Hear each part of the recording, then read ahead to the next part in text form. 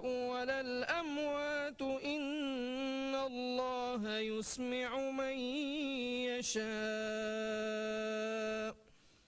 وما أنت بمسمع من في القبور إن أنت إلا نذير إنا أرسلناك بالحق بشيرا ونذيرا وإن من أمة إلا خلا فيها نذير وإن يكذبوك فقد كذب الذين من قبلهم جاءتهم رسلهم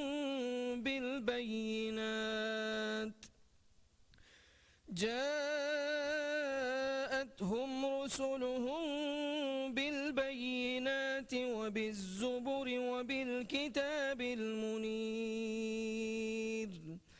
ثم أخذت الذين كفروا فكيف كان نكير ألم تر أن الله أنزل من السماء ماء فأخرجنا به ثمرات مختلفا ألوانها ومن الجبال جدد بيض وحمر مختلف ألوانها وغرابيب سود ومن الناس والدواب والأنعام مختلف ألوانه كذلك إنما يخشى الله من عباده العلماء إن الله عزيز غفور صدق الله العظيم.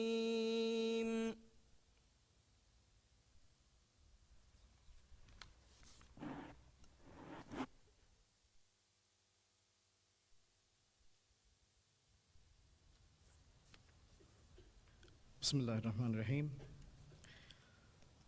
Ladies and gentlemen, Assalamu alaikum wa rahmatullahi wa barakatuh.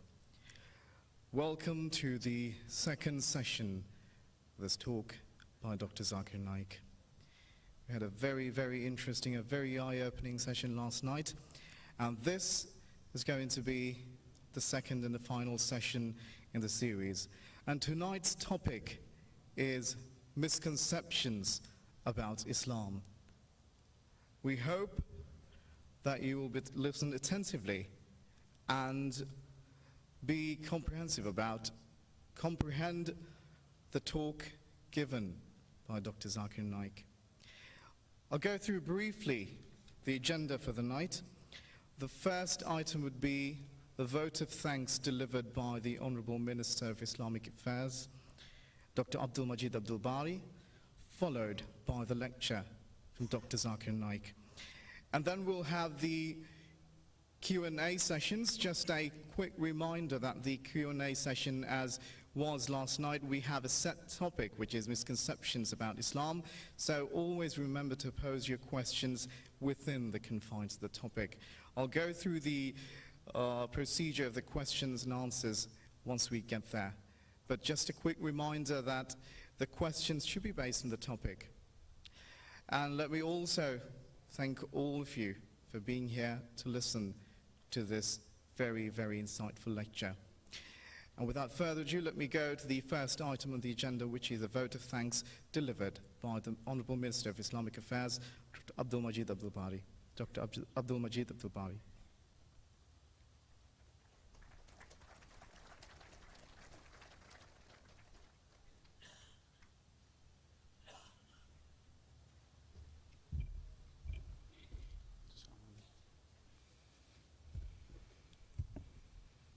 Assalamu alaikum wa rahmatullahi wa barakatuh. Bismillahir Rahmanir Rahim, and good evening, ladies and gentlemen. On behalf of the brothers and sisters who are present here tonight with us, and on behalf of brothers and sisters across the country, I would like to thank Dr. Zakir Naik and his family for accepting our invitation and visiting our country. You should stay here with us. Your short stay with us has been extremely beneficial and in many ways. The marvelous lectures we see on Peace TV tonight, alhamdulillah, we have the honor of having your lectures here in Male. We also would like to thank Sister Farhat Naik and son Farag Naik, respectively. Once again, I would like to thank our honorable guest for spending time with us and giving time from his very busy schedule. With your permission, brother, I would like to say a few words in Divehi, our local language. Mirege mi badaloma badanti be emiha izatering duragatung mirege mi hafla ballomung adi adwasomung gendewa emiha Divehi lobweti rayatung. Assalamu alaikum wa rahmatullahi wa barakatuh. Ministry of Islamic Affairs ki faratung erwi da'wate qabul kuraba Rajya Wadagung Lubba India ga Mumbai ga hunna Islamic Research Foundation ga rais Dr. Zakir Naik Shah ebe flag ailaya Divehi lobweti emiha akhunna ukhtunge namfulga adi algonduga amil namuga shukr danwa. Ministry of Islamic Affairs ke faratung intizam ko gem mibebe khasa darusta kamyab kamayaku gendenu kamataka Allah subhanahu wa ta'ala ya hamda shukr danwa. Mikang miha furihama gotega algon menna gendewni waragina farata kege ehiterikama ebarulun libigen kan kashwar. Mi emme farata ka jumla gotega algon shukr danwa. Ege tereng algon fahaga kolla khasa gotega Rais Jumhuriya Office, Maldives Police Service, MNDF, Ministry of Human Resource, Youth and Sports, Male Municipality, Maldives National Broadcasting Corporation, Kirit Qurana Behe Marcus, Divehra Jege Kaumi Cadet Co, Scout Association of the Maldives, Sunland Travels, Nalehia Hotels, MHA Mart, STO, Villa Foundation, Bank of Maldives, Ask Holding Private Limited,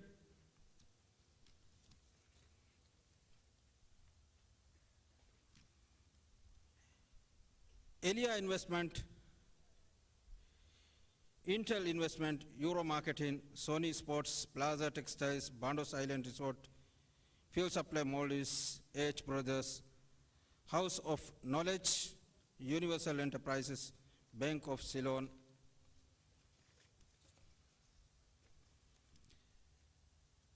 Quarter Deck, Mustafa, Mim Alif, Miana, Hub, Moat and A Design, Inotech, Shady Cabin, Pink Rentals, Asrafi Bookshop, ADK Hospitals, Maldives Industrial Fisheries Company, MIFCO, Maldives Girl Guide Association, Miss Company, Madani Jamiyata hoge tereng fahankote kullebe jamiyata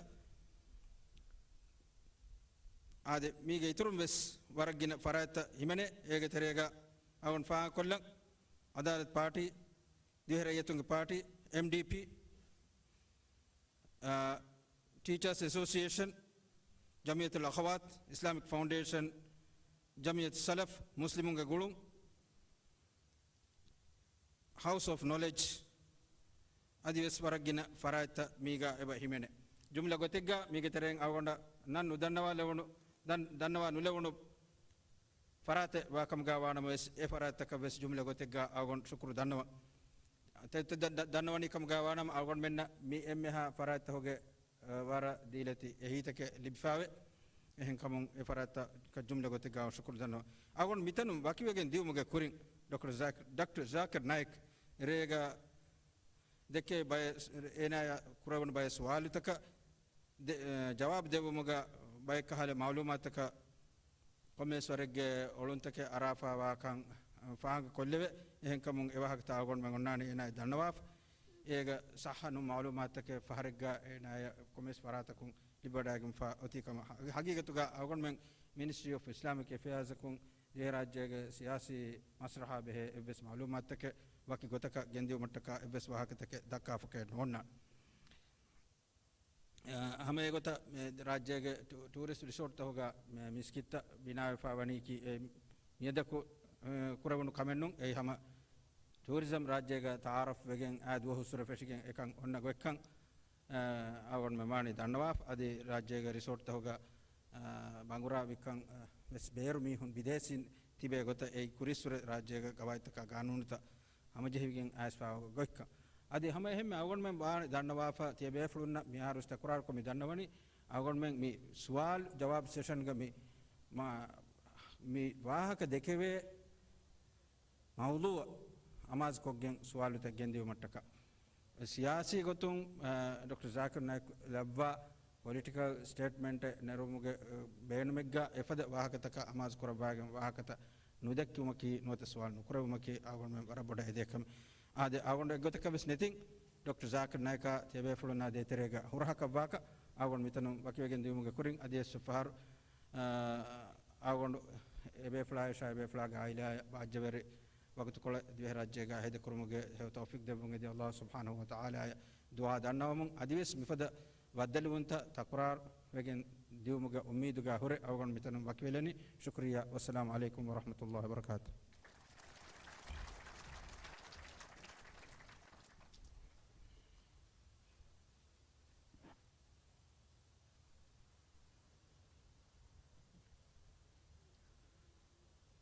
Thank you very much, Honourable Minister.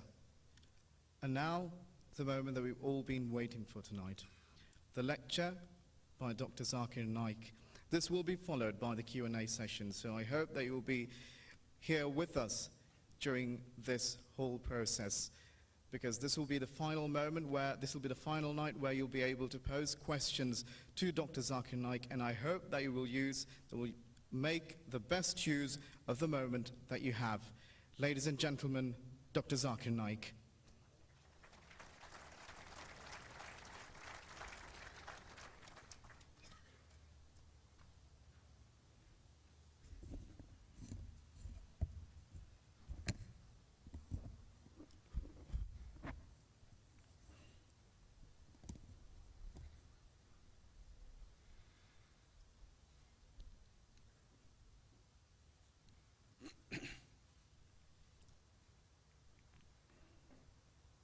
Alhamdulillah. Wassalatu wassalam ala rasulillah wa ala alihi wa sahbihi ajma'in. Amma ba'd. A'udhu billahi minash shaitanir rajim. Bismillahir rahmanir rahim. Udu ila sabili rabbika bil hikma wal mu'azzat al hasana wajadun billati ahsan. Rabbi shrah li sadri wa yassir li amri wa halul 'uqdatam min lisani yafqahu qawli. My respected elders and my dear brothers and sisters, I welcome all of you with the Islamic greetings. Assalamu alaikum wa rahmatullahi wa barakatuh. May peace, mercy and blessings of Allah subhanahu wa ta'ala, of Almighty God, be on all of you. The topic of this evening's talk is misconceptions about Islam. And it is a sequel to the talk I gave yesterday, Jihad and Terrorism and Islamic Perspective, which covers the first 4 most common misconceptions.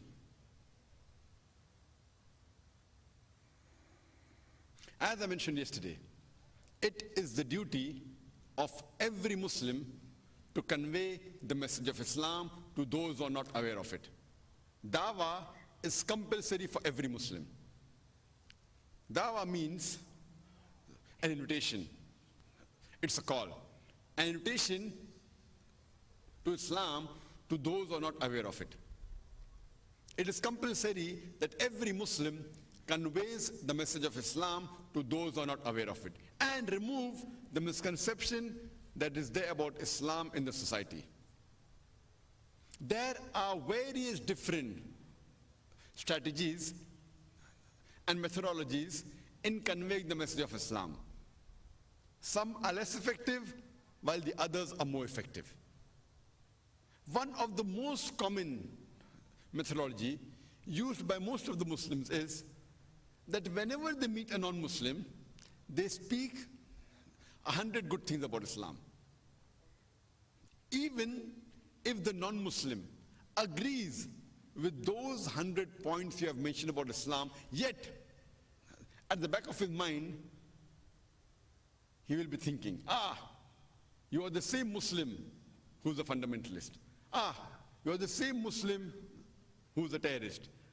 You are the people who spread the religion with the sword. You are the people who subjugate the women by keeping her behind the veil. These few negative points at the back of his mind will prevent him from accepting the beauty of Islam. That's the reason. Whenever I meet a non-Muslim, I ask him upfront, what do you feel is wrong with Islam? With your limited knowledge, whether right or wrong, what do you feel is wrong with Islam? And I make him comfortable. You can criticize Islam, you can attack Islam. Whatever you feel is wrong with Islam, you're most welcome to ask your query. Irrespective whether it's right or wrong, you can be comfortable in asking any question about Islam. And in the past few decades that I've been in the field of dawah, I've come to know that there are about 20 most common questions that the non-Muslims have regarding Islam. And when you ask the non-Muslim, what do you feel is wrong with Islam? He poses about 3 or 4 questions, and invariably, these questions, they fall amongst the 20 most common questions. How do these 20 common questions arise in the mind of the non-Muslim? Depending upon how the media portrays Islam, these questions arise in the mind of the non-Muslim. Today we find in the international media, whether in the newspapers, in the international magazines, in the radio broadcast stations, in the satellite channels, we find there is virulent propaganda about Islam. And depending upon how the media spreads the misconceptions about Islam, these misconceptions arise in the mind of the non-Muslim. The 20 common misconceptions that are today, they were different a few decades earlier. Maybe a few decades later it will change. Depending upon how the media portrays Islam, these common questions, these misconceptions arise in the mind of the non-Muslim. And I have traveled to different parts of the world, to several countries. These 20 common questions are the same, irrespective whether they go to USA, to Canada, to UK, to India, to Saudi Arabia, to Maldives. These common questions are the same. There may be an additional 1 or 2 questions depending upon the society, depending upon the surrounding. For example, in the Western culture, in the Western countries, there may be an additional question, why does Islam not permit the giving and taking of interest of riba? But the balanced 20 common questions are the same. If every Muslim knows the replies to these 20 common questions based on Quran and Sahih Hadith, with references from the other scriptures, with reason, logic and science, even if he cannot convert the non-Muslim, at least he can remove the animosity which is there in his mind. We can at least neutralize the negative feelings what the non-Muslims have regarding Islam. So if every non-Muslim knows and memorizes the replies to these 20 common questions, then he will at least be able to remove these misconceptions from the mind of the non-Muslim. I've written a book on this topic, Answers to the Common Questions Asked by Non-Muslims. Time will not permit me to reply to all the 20 misconceptions. And since the first 4 were covered by me, and normally I give this talk in 2 parts, either part 1 or part 2. Since I've covered the first 4, I'd prefer giving part 2, the last 10 misconceptions from the 20 most common questions. But just for your knowledge, I'll list the first 10 common misconceptions and reply the next 10, inshallah. As I mentioned yesterday, the most common misconception regarding Islam in the mind of the non-Muslim is regarding the word jihad, which we dealt in great detail yesterday. The second most common misconception amongst the minds of the non-Muslim is that Muslims are fundamentalist, Muslims are extremist. The third most common misconception is that Muslims are terrorists. The fourth common misconception is Islam was spread by the sword. And all these four most common misconceptions I've dealt in great detail yesterday. The fifth most common question is, why does Islam permit a man to marry more than one woman? Before 9/11, this common question was on top of the charts, number one. After 9/11, the question that were below came on top, and this has gone to number 5. The sixth most common question is, if Islam permits a man to have more than one wife, then why does Islam not permit a woman to have more than one husband? The seventh most common misconception is that why does Islam subjugate the woman by keeping her in hijab? The eighth most common misconception is that Islam is a merciless religion. Why does it permit its followers to have non-veg food? Because killing living creature is a crime. Why does Islam permit the killing of animals? For food. The ninth most common misconception is that why does Islam, even if it allows the eating of animals, why does it slaughter the animal ruthlessly? Why doesn't it slaughter with a stunning or with jhatka on the spot? Why does it slaughter by cutting the jugular veins and letting the animal struggle and die of pain? And the 10th most common misconception is that if today science tells us that whatever you eat has an effect on your behavior. The Muslims, they eat animals and they behave like animals. These first 10 common misconceptions is part of the first part of my talk, but since we covered the first 4 and some in between, if anyone wants to know the answers, they can ask during the question and answer time. Today, I'll inshallah reply to the next 10 common misconceptions. The 11th most common misconception in the mind of the non-Muslim is, if Islam is against idol worship, then why do the Muslims, they worship the Kaaba? In fact, if we analyze, they say the idol, the stone which is maximum worshipped in the world, it is the Kaaba. The reply to this common misconception is that no Muslim ever worships the Kaaba. The Kaaba is the Qibla of the Muslims.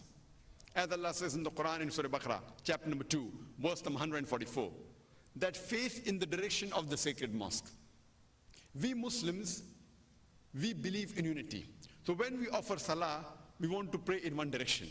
For example, if you want to offer salah here, some will say let's face north, some will say south, some will say east, some will say west. Which direction will you face? So for unity, our Creator Allah subhanahu wa ta'ala said that all the Muslims throughout the world should face towards the Kaaba. The Kaaba is our Qibla. It's only a direction. No Muslim ever worships the Kaaba. It is the direction. And when the Muslims, that's the reason, in whichever part of the world you are in, if you're in the north, the Muslims were the first people who drew the world map. And they drew with the South Pole on top and North Pole down. And the Kaaba was in the center. Later on, the Western cartographers came and they turned the map upside down, North Pole top, South Pole down, yet alhamdulillah the Kaaba is in the center. So whichever part of the world you're in, if you're in the south, you face towards the north. If you're in the north, you face towards the south. If you're in the east, you face towards the west. If you're in the west, you face towards the east. Kaaba is the Qibla. And when we Muslims, when we go to Makkah for Umrah or for Hajj, when we do tawaf around the Kaaba, we circumambulate around the Kaaba.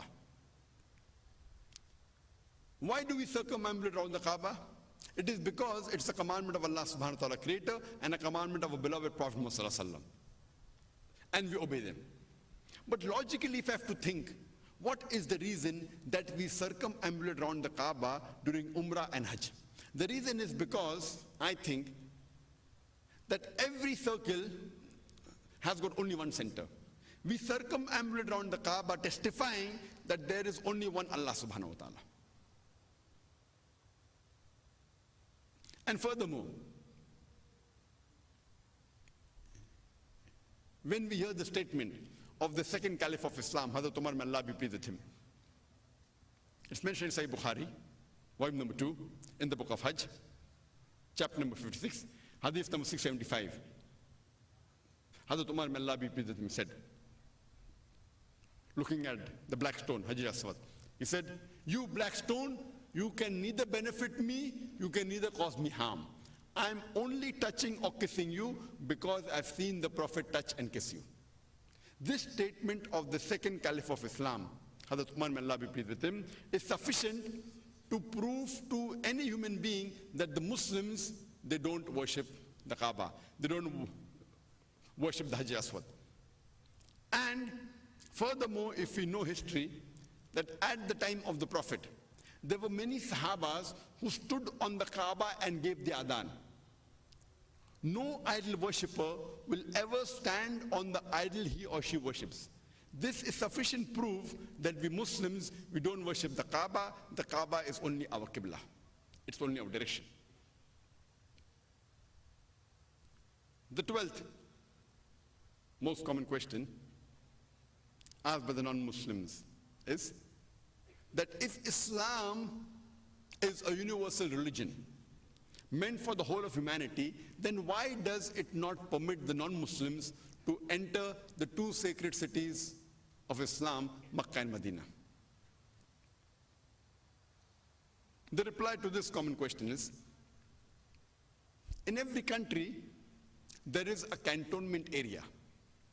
Cantonment area means it's area maybe taken over by the military or by the navy.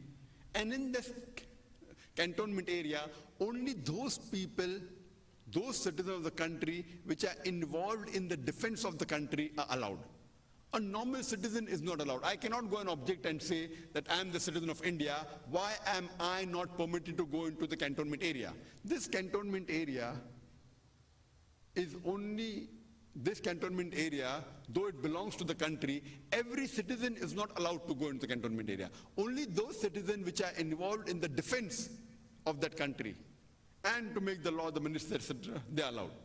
Similarly, Makkah and Medina, the two holy cities of Islam, they are the cantonment area of Islam. And only those human beings who are involved in the defense of the religion, are ready to believe and defend the religion, Islam, the Muslims, they are allowed to enter. These two cities, Makkah and Medina, they are the cantonment area of Islam. Furthermore, whenever you go to any country, you first have to obtain the visa. Without visa, you cannot enter the country. And every country has its own rules and regulations to give you the visa. And one of the most difficult countries today to get the visa is of USA. They will ask you 20 to 50 questions. Unless they're not satisfied, they will not give you the visa. And in the US form, when you apply for visa, there's even a column that do you belong to any terrorist organization? I doubt anyone else in the world who wanted to enter USA mentioned yes. What is the logic of mentioning do you belong to any terrorist organization? I doubt anyone wrote yes. I yet haven't been able to understand that will a person who wants to create mischief, will he ever mention that he is coming to create mischief? But it is the most difficult country to get the visa. I have to give the example of Singapore. When I'd been to Singapore the first time, in 1984, 1986, when I went to Singapore, it was mentioned on the immigration form, death to drug traffickers. And I was there just 1 week back, and again the same thing was mentioned, death to drug traffickers. That means if you want to enter Singapore, you have to agree with the rule of that land, rule of that country. If you're caught with drugs, you'll have death penalty. You cannot say, oh, death penalty, a barbaric law. If you don't believe in the law, don't enter the country. So if you want visa, you have to agree with the law of that country. The visa to enter Makkah and Medina, they are compassionate towards the alcoholic. And they say, poor people, it's a disease. And normally, when a person is suffering from disease, you have to go and visit him, you have to be compassionate to him. So they say that alcoholism is not addiction, it is a disease. I tell these people, my colleagues, the medical doctors, that if alcoholism is a disease, it is the only disease that is sold in bottles. It is the only disease that is advertised in the newspapers, in the magazines, on the radio broadcast station, on the satellite channels. It's the only disease that brings a revenue to many governments of the world. It's the only disease that has a licensed outlet for its sale. It's the only disease that causes violent deaths on the highway. It's the only disease that destroys many families. It's the only disease that has got no germ or viral cause. It is not a disease, as Allah says in the Quran, in Surah Maida, chapter number 5, verse number 90. Rishsum min amali shaitan. Rishsum min amali shaitan. It is a Satan's handiwork. Fastanibu lalakum tuflihun. Abstain from this handiwork that you may prosper.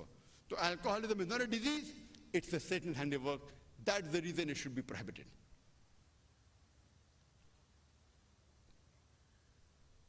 The 15th most common misconception regarding Islam amongst the non-Muslims is that why does Islam subjugate the woman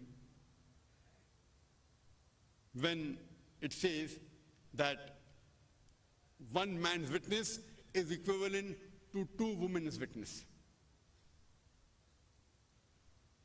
The reply to this misconception is that in Islam, in all cases, one man's witness is not equal to 2 women's witness. There are no less than 5 different places in which the Quran speaks about witnesses, but does not specify the gender. It's only in certain cases. And one case mentioned in the Quran is mainly in financial transaction. And Allah says in the Quran in Surah Baqarah chapter number 2, verse number 282, which happens to be the longest verse of the Quran. It says that when you involve yourself in financial transaction, involving future obligation, put it down in writing and take 2 witnesses amongst your men. And if you can't find 2 men as witnesses, then take 1 man and 2 women. So that if one makes a mistake, if one errs, the second would remind her. So this case is specifically regarding financial transactions. That if you have any financial transaction with anyone else involving future obligation, the Quran said put it down in writing. And take 2 men amongst you as witness. If you can't find 2 men, then 1 man and 2 women. Now what is the logic that Quran says, if not 2 men, 1 man and 2 women? For example, if you want to undergo an operation, it is preferable you take the advice of 2 qualified surgeons who are specialized in surgery. But if you can't find 2 qualified surgeons, then at least take the advice of 1 qualified surgeon and 2 plain MBBS doctors. You can't do surgery with 4 MBBS doctors. The major surgery can't be done. So best is the advice of 2 qualified surgeons. If you can't find 2 qualified surgeons, then 1 qualified surgeon and 2 MBBS doctors. Because a surgeon is more well-versed with surgery than a plain MBBS doctor. Similarly, in Islam, a man is financially more aware. Because in Islam, a woman is financially more secure. It is the duty of the man, it is the duty of the man to take care of all financial aspects of the woman. Before a woman is married, it is the duty of the father as well as the brother. And after she's married, it is the duty of the husband and the son to look after lodging, boarding, clothing, and all financial aspects. Now, because the financial burden is laid on the shoulders of the man, in Islam, a man is financially more aware. That is the reason in financial transaction, you take witness of 2 men. If you can't find 2 men, then 1 man and 2 women. And many of the translations, they mistranslate the Arabic word tazil mentioned there as forget. It doesn't mean forget, it means a mistake. If a woman makes a mistake, the second will correct her. And there are various references in the Quran which talk about witnesses but does not specify the gender. For example, Allah says in the Quran in Surah Ma'idah, chapter number 5, verse number 106, that when death approaches you and when you bequeath your inheritance, take 2 witnesses amongst yourselves. Here the gender is not mentioned, male or female. Quran says in Surah Talaq, chapter number 65, verse number 2, that when someone gives talaq, take 2 just witnesses amongst you. The gender is not specified, male or female. Quran says in Surah Nur, chapter number 24, verse number 4, that when someone lays an allegation against the modesty of a woman, and if he cannot produce 4 witnesses, then flog him with 80 lashes. You have 4 witnesses, it can either be a man or a woman. It does not specify the gender. Yet if someone says, no, 1 man is equal to 1 woman, 1 man is equal to 2 women, then there's a clear-cut verse in the Quran which clarifies the misconception. Allah says in the Quran in Surah Nur, chapter number 24, verse number 6, that if someone lays the allegation against the spouse, and if he does not have 4 witnesses, his solitary evidence is sufficient. And the verse continues, that if the wife, she too can counter and take oath in Allah, and 4 times she can say she has not done it. So here it clearly means the spouse, husband and wife, their witness is equal, indicating that 1 woman is equal to 1 man. So in Islam, only in financial transactions are 2 women equal to 1 man. And in certain other cases, the fuqahas, the faqihs, they say that in case of murder, because the nature of the woman, she gets scared, even in cases of murder, 1 man is equal to 2 women. Otherwise, in all the other cases, 1 man witness is equal to 1 woman witness. And there are many fuqahas who say that in the starting of Ramadan, to sight the new moon, 1 minute is sufficient, irrespective whether it's man or a woman. And during the end of Ramadan, to know that Eid is the next day, 2 witnesses are required. It doesn't make a difference whether it's a man or a woman. And furthermore, there are cases in which woman witness is preferred and man's witness is not preferred. Like how in financial cases, man is preferred, woman is not preferred. There are some cases in which woman's witness is preferred and man is not preferred. For example, in giving witness for a burial bath of a woman, after she dies, it's preferable that 2 women give a witness, man should not give the witness. Unless in certain cases, where jungle, where no one is there, then the husband can be the witness. And we know the example of the wife of the Prophet, Hazrat Aisha, may Allah be pleased with her. Only on her authority, she has narrated no less than 2,210 hadith. Only on her authority, 2,210 Sahih hadith have been narrated. So if 1 witness is not permitted, then how can we take all the hadith narrated by the wife of the Prophet? So this itself is sufficient proof that in all cases, 1 man witness is not equal to 2 women witness, only in cases of financial transaction and sometimes in cases of murder. The 16th most common misconception regarding Islam amongst the non-Muslims is that why does Islam degrade the woman by giving her only half the share of the male counterpart in inheritance? Let me tell you one thing, that many religions do not give any share to the woman.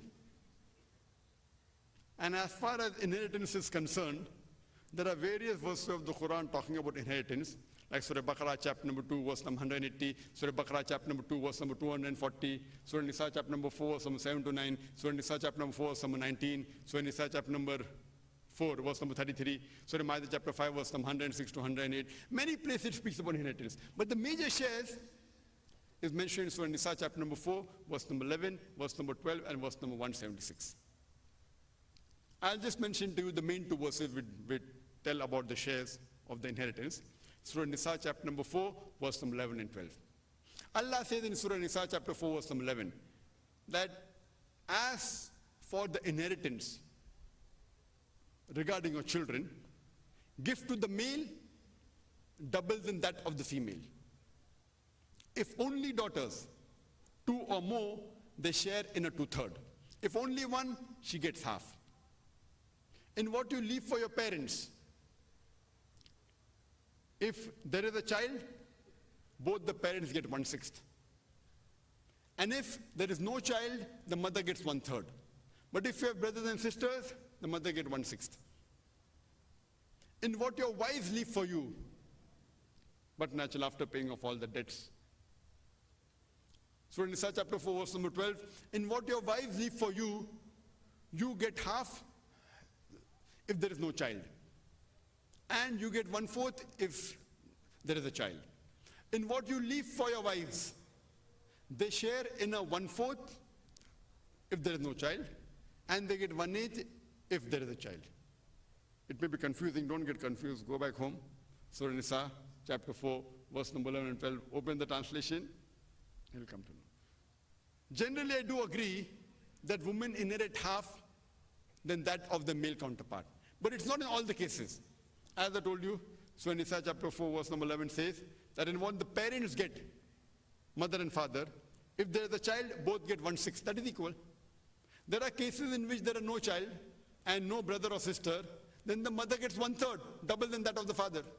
But I do agree in most of the cases, the woman gets half the share as compared to the male counterpart. For example, the brother gets double than that of the sister. The husband gets double than that of the wife. What is the logical reason for this? The reason, as I told you earlier, that in Islam, man is the bread earner. A woman is financially secured. She need not work for a living. Before she's married, it's the duty of a father and a brother to look after her lodging, boarding, clothing, and all financial aspects.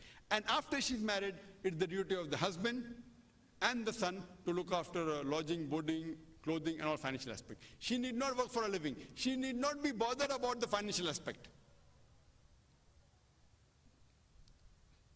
Let me ask you a question.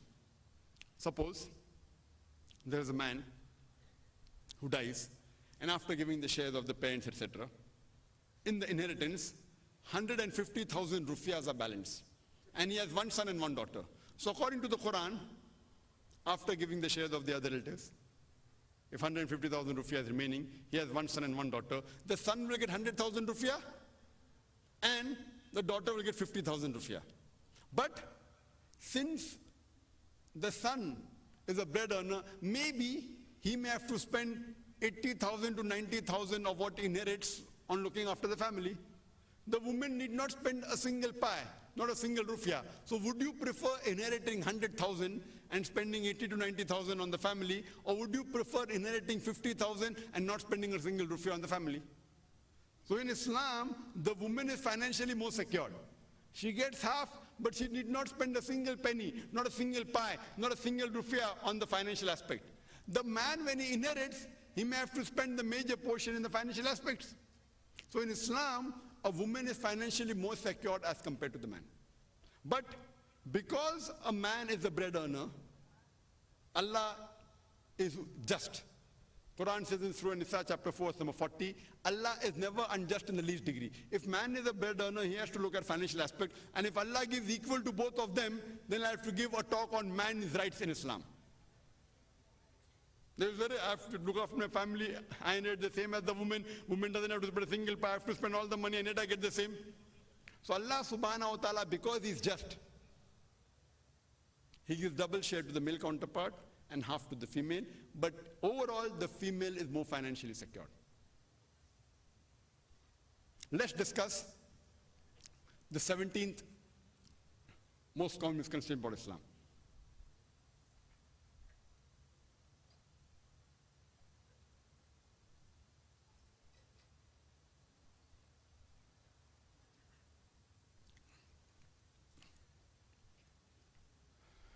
The 17th most common misconception about Islam is, the most common question asked by the non-Muslims is that how can you logically prove life after death? One of the pillars of Iman is life after death. So how can you logically prove the life after death? There are various different ways of proving life after death, which is one of the pillars of Iman in Islam. That's Akhirah. One way is that, as we know, if you have to prove scientifically life after death, as I mentioned in my lectures, that Quran is not a book of science, S-C-I-E-N-C-E, but it's a book of signs, S-I-G-N-S. It's a book of ayats. And there are more than 6,000 ayats, 6,000 signs in the glorious Quran, out of which more than 1,000 speak about science. In the last couple of centuries, what Quran has mentioned 1400 years ago, science today has discovered to be true. There is not a single verse of the Quran which goes against scientific facts. Out of the various scientific things mentioned in the Quran, approximately, maybe 80% has been proved to be 100% correct. The 20% is ambiguous, neither right, neither wrong. So my logic says, when 80% of what the Quran says about science is 100% correct, not even 0.01% is wrong, and the balance 20% is ambiguous, neither right, neither wrong, not even 0.001% wrong. So my logic says when 80% is 100% correct, and 20% is ambiguous, unknown, my logic says that inshallah, even this balance 20% would be correct. Science hasn't reached so far. Many of the things what the Quran has mentioned were discovered 300 years back, 200 years back, 100 years back, 20 years back, 30 years back.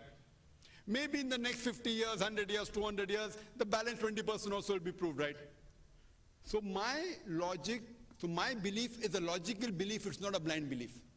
And many things science hasn't discovered. Quran speaks about jinns. Quran speaks about heaven and hell. Quran speaks of life after death. So life after death is one of the things which the Quran speaks about, which science hasn't advanced so much to prove it. Maybe inshallah in the next 50 years, 100 years, science will advance and prove life after death also. So it is not a blind belief, it is a logical belief. Somebody says, oh, Dr. Zakir giving a lecture on Quran, modern science, scientific person, he's believing life after death. It's not a blind belief, it is a logical belief. Furthermore, there are other ways in proving life after death. Let me ask you a simple question. I would like to know from the audience of Maldives. According to you, is robbing good or bad? Good or bad? Bad, mashallah.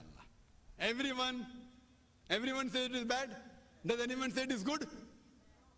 No, mashallah. All the people of Malé, all the people of Maldives, they say that robbing is bad. Stealing is bad. Gents and ladies both? Okay, fine. Now, I'm telling, just for sake of argument, I'm telling that robbing is good. I am a mafia. I am a robber. I am very influential. I am a logical person. Now you people of Maldives, of Malé, prove to me logically why robbing is bad and I stop robbing. Mind you, I told you I'm a scientific person. I'm a scientific person. I'm logical. I'm intelligent. Give me only one good reason why robbing is bad for me and I will stop robbing. Only one. I don't want 2, 3 reasons. Give me only one good reason why robbing is bad for me and I will stop robbing. Can anyone give me one good? I am logical, I am scientific, I am intelligent, I am a mafia, very powerful, very influential. I live by robbing and stealing. I'm intelligent, I'm logical. Give me one good reason why robbing is bad for me and I stop robbing. Can anyone try? I will get? Why robbing is bad for me? Someone will rob me. Very good. See, I told you I'm a mafia. I've got 100 bodyguards behind the stage, all with AK-47. For a small robber, he should not rob. Maybe somebody will rob him. I agree with you. But I told you I'm a mafia. I'm very influential, I'm very powerful. I've got 100 bodyguards behind me. So why it is bad for me? One logical reason and I'll stop robbing. Try something else. Why it is bad? Why it is bad? I'm logical, I'm scientific. Why is robbing bad? Logical, give me logical reason. Sorry? Bigger mafia, I'm number one, no one is bigger than me. I told you I'm number one mafia. For small robbers, they should not rob. I'm number one. And I'm intelligent, I'm logical. Prove to me, give me only one scientific, logical reason why robbing is bad. I stop robbing. Why? I don't feel sad. I do agree with you. I don't feel sad. It is sad for the person whom I'm robbing. He should feel sad. Why should I feel sad? See, when I rob 1,000 rupiah or 10,000 rupiah, I can go to a 5-star hotel. I can enjoy. I can go to the resort, I can enjoy. The person who's getting robbed, he should feel sad. Why should I feel sad? I'm logical, I'm intelligent, I'm enjoying. When I rob $10,000, I can enjoy life. Why should I feel sad? The person who's being robbed, he should feel sad. I'm asking you why it is bad for me, not why it is bad for the person who's robbed. Tell me why it is bad for me, I will stop robbing. See, no one can question me. See, I'm...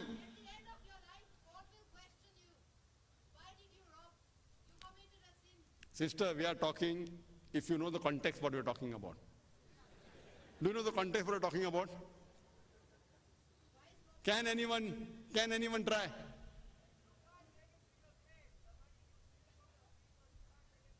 Money for the people, I can't take it to the grave. I don't want to take it to the grave, but until I go to the grave, I can utilize it at least. I don't want to take it to the grave. But before I go to the grave, I can utilize, I can enjoy, I can have aircrafts, I can enjoy, I can have ships, I can have yachts. Why it is bad? Sorry?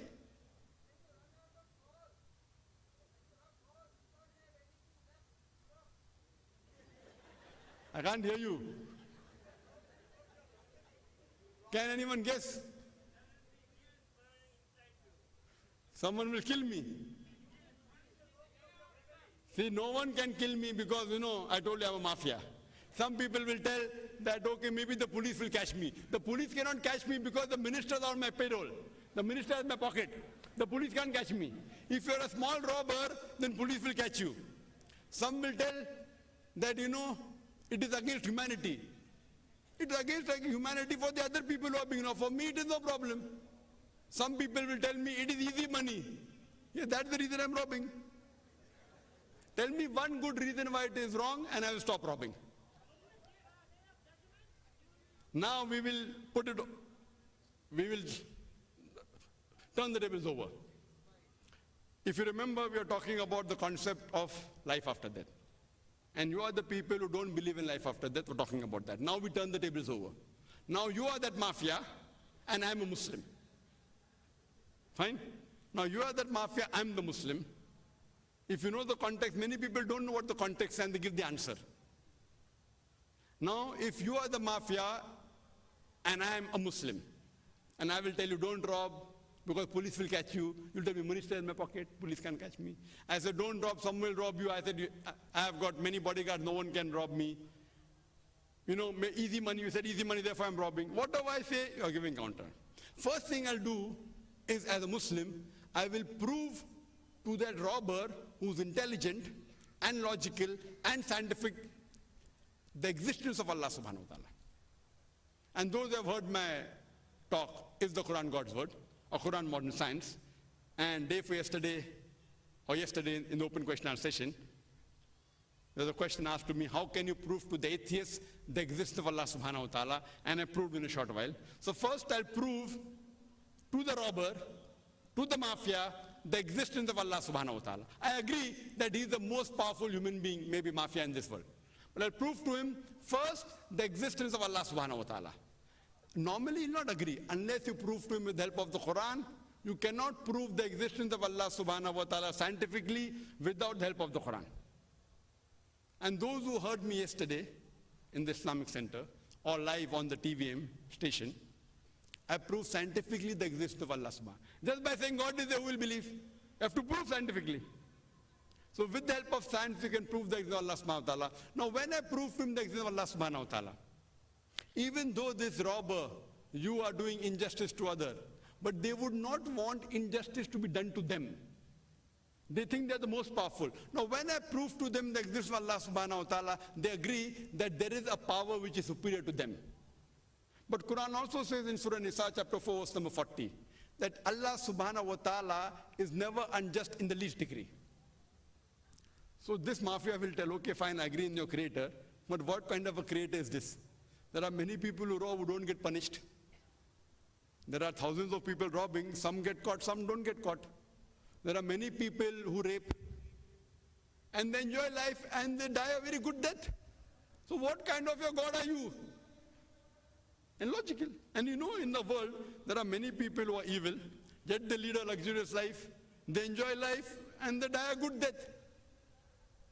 So this mafia, this robber will tell, what kind of a creator is this who cannot give justice? The reply to this is given in the glorious Quran. In Surah Mulk, chapter number 67, verse number 2. Alladhi khalaqal mauta wal hayata. It is Allah who has created death and life to test which of you is good in deeds. Allah says in Surah Al-Imran, chapter number 3, verse number 185, Kullu nafsin zaikatul maut.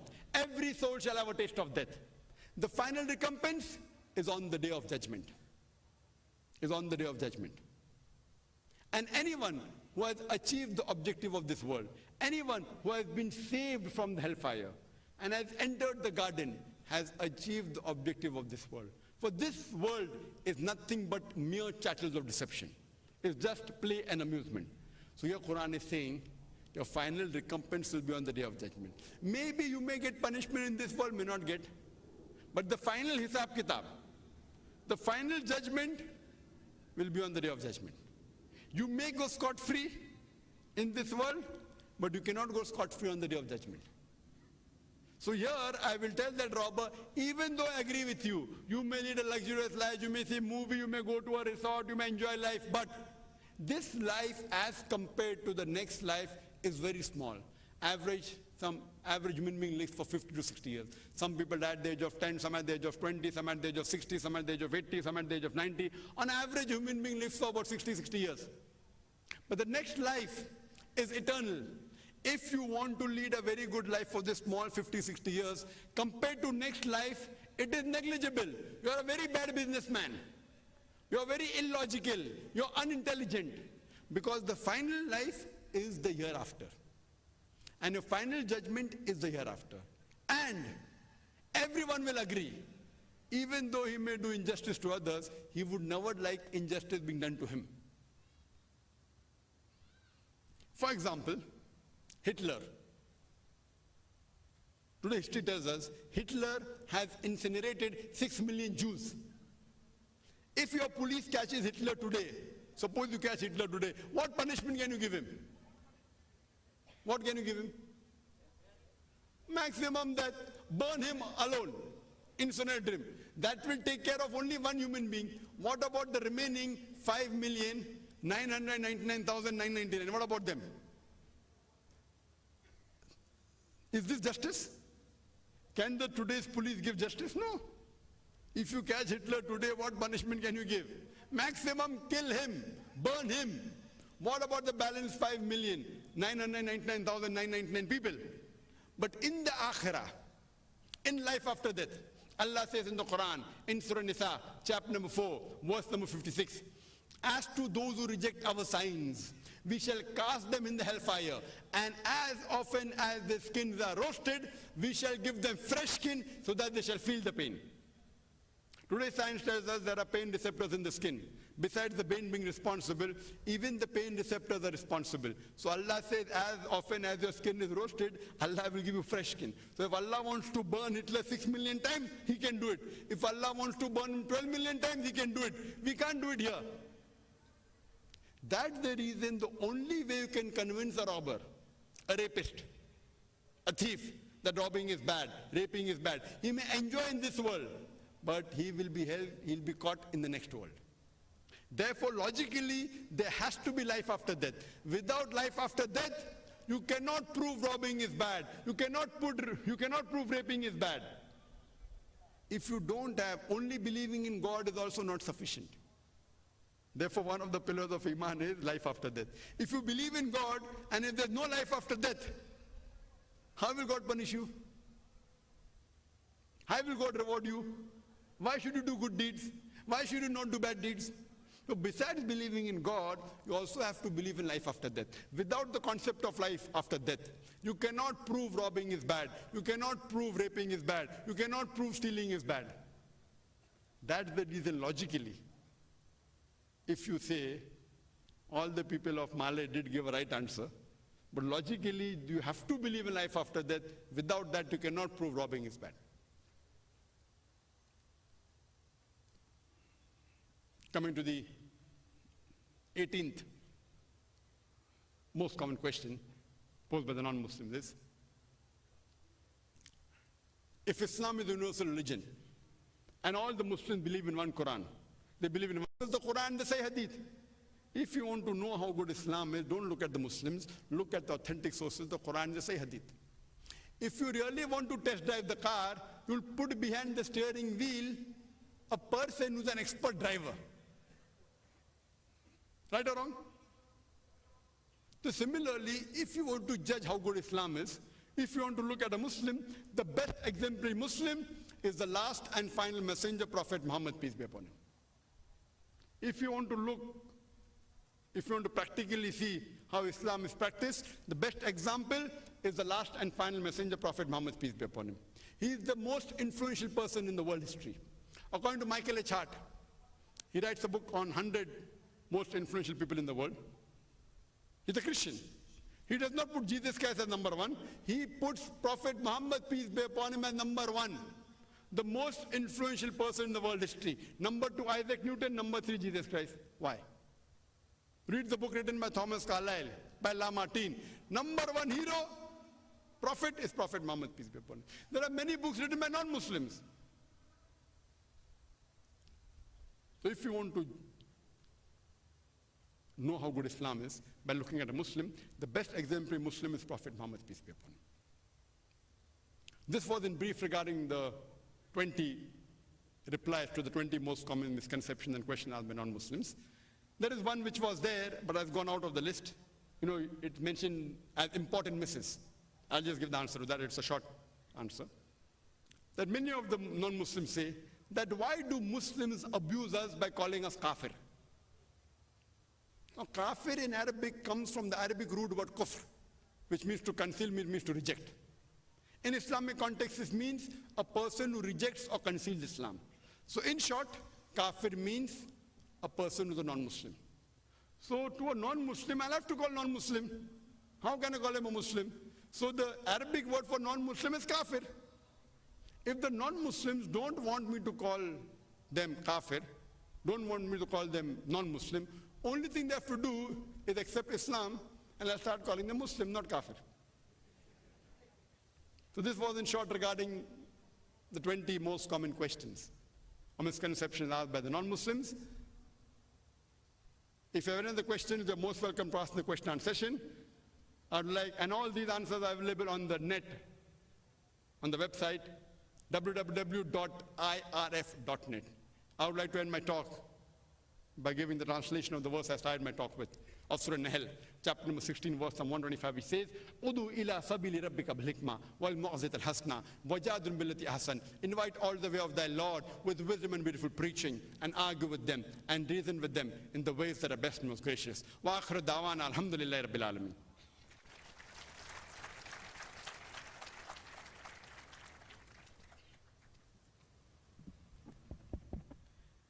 Thank you very much, Dr. Zakir Naik. And we now open the floor for the Q&A session.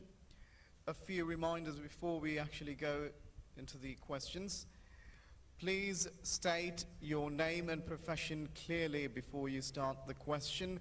Keep the questions brief, at most about 2 sentences should do the question. Do not go into lengthy statements, as there are lots of, as I can clearly see a lot of people lined up at the microphones to ask the questions.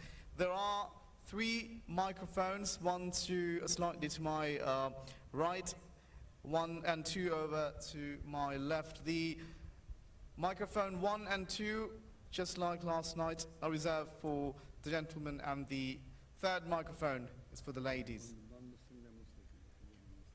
And we would, as last night, give first preference of questioning to non-Muslims. So if there are any non-Muslims who'd like to pose questions, we'd give them preference. They could cut the queue, they could go to the very front of the queue, and they would be given first preference.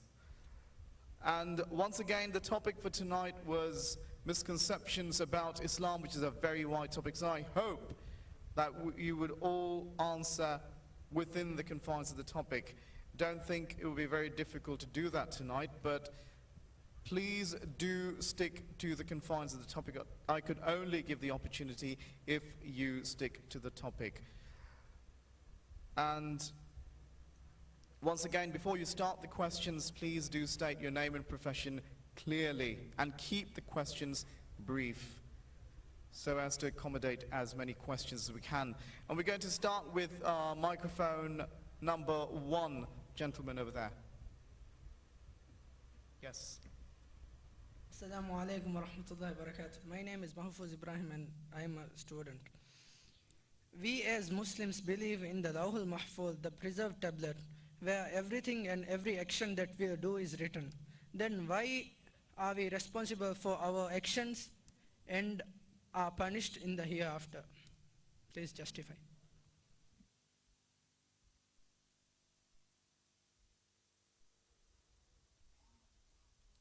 The brother asked a very good question.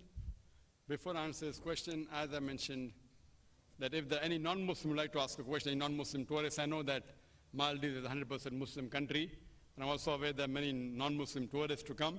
If there are any non-Muslim guests, non-Muslim tourists, they're most welcome to be given the first opportunity. You need not stand in the queue, you can jump the queue and ask the question directly. So if there are non-Muslim brothers and sisters, if they have any queries, this is the opportunity. You can come on the front of the queue and ask the question. The brother asked the question that we believe that everything is mentioned in the Lawh al-Mahfuz.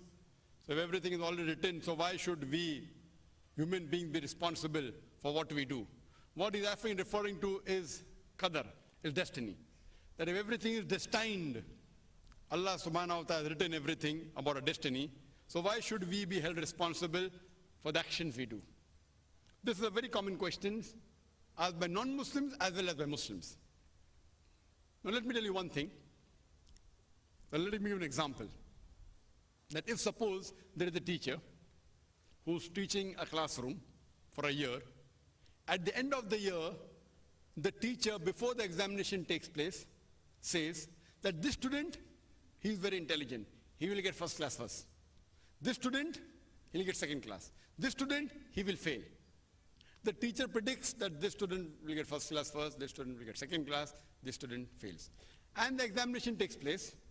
And when the results out, this student gets first class first, this student gets second class, this student fails. I'm asking the question, can the student who has failed, can he blame the teacher that because you predicted I failed? What the teacher knew that this student was intelligent. He used to come regularly to school, he used to do his homework. This student average, this student used to play hooky. Used to miss schools, go and see movies, never do homework. So teacher predicts. Now can the student who has failed, can he blame the teacher because the teacher predicted, I will fail, I have failed? Who's to blame, the teacher or the student? Student. The teacher predicted. Similarly, Allah subhanahu wa ta'ala has ilm ghaib. He has given free will to the human beings. He has told you what is right and wrong in the Quran and the Sahih Hadith. After that, he has given free will to the human being. But at the same time, Allah subhanahu wa ta'ala has ilm ghaib. For example, if there are many people who say that, it was mentioned in my destiny that I will commit murder. Therefore I committed murders. Who's to blame? Allah, not me. It was mentioned in my destiny I'm going to rob. Therefore I rob. Who's to blame? Allah is to blame. Now here, if we analyze logically, Allah subhanahu wa ta'ala has given free will to all of you. At the same time, he has ilm ghaib. For example, if you come at a crossroad, there are 4 roads. 1, 2, 3, 4. You can choose any 4. You choose road number 2. Now Allah subhanahu wa ta'ala knows in advance that you will be choosing road number 2, so he writes in his destiny, in the qadar, that on so and so date, so and so time, you will choose road number 2. So it is not because Allah has written you are choosing, it is because you will be choosing, Allah has written in advance. Now when you take road number 2, you come at another crossroad, and there are 5 roads, A, B, C, D, E. You choose road number D. Now Allah knows in advance. This is the problem. The person who asked the question is talking and is listening behind. The people who ask the question, they don't listen, everyone else is listening. I think this is the problem in Malay. The same thing happened yesterday. The person asking the question is waiting in the queue for a long time. And while I'm giving the answer, he's looking behind, talking to somebody else. So is he asking for knowing the answer, or is he asking just for sake of asking? Anyway, may Allah give him hidayah. So as I was saying, that you choose road D. It is not because Allah has written that you're choosing road D. Allah has ilm ghaib. He knows in advance you will be choosing road number D. So Allah has ilm ghaib. So the choice is yours. For example, if you pass your standard 12, O level, A level, you can either choose engineering, you can choose medicine, you can choose law. You choose engineering. It is your choice. Allah has given you free will. So Allah knows in advance that you will be choosing engineering. Therefore Allah says that he will become an engineer. It is not because Allah has written that you are becoming an engineer. It is your choice. So who's to blame? You are to blame. There may be some people who ask me, it didn't mention in the hadith that if you do dua, dua can change your destiny. For example, if you appear for an examination and your papers haven't gone well, and you know you're going to fail, you come back home and you pray to Allah subhanahu wa ta'ala, Ya Allah bari ta'ala, please pass me. So don't you know that Allah even knows whether you're going to pray or not? Allah even knows in advance whether he's going to accept your prayer or not. So Allah accepts your prayer and he passes you. So in the original destiny it is mentioned, this student appeared for the examination, he was going to fail. But when he comes back, he will pray to me and I will accept his prayer. Don't you think Allah knows whether you're going to pray or not? Allah knows that also. So in the destiny it is mentioned, you are going to pray, you are going to fail, you will come back and pray and Allah will accept your prayer and pass you. Therefore, it's the duty of every Muslim to always pray. Even that is mentioned in the Qadar. So therefore, you are responsible for your destiny. There's a very great poet by Allama Iqbal. He says a shairi in Urdu, that खुदी को अगर इतना बुलंद कि हर तकदीर के पहले खुदा बंदे से खुद पूछे बताता ही रजा क्या है. Make yourself so great that before Almighty Allah writes the destiny, He will ask you what is your desire. So you are responsible for your actions. It is not Allah. Allah knows in advance and has written. So it is you are responsible, not Allah. Hope that answers the question.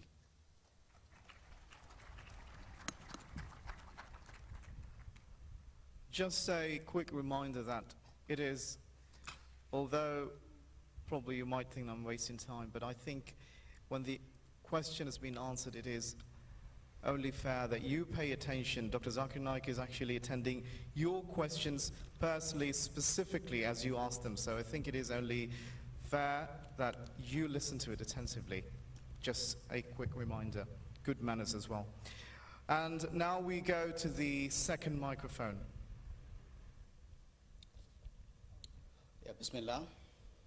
Assalamu alaikum to all of my elders, brothers, and sisters in this flamboyant and tremendous day. And once again, my special salam to Dr. Zakir Naik and his team.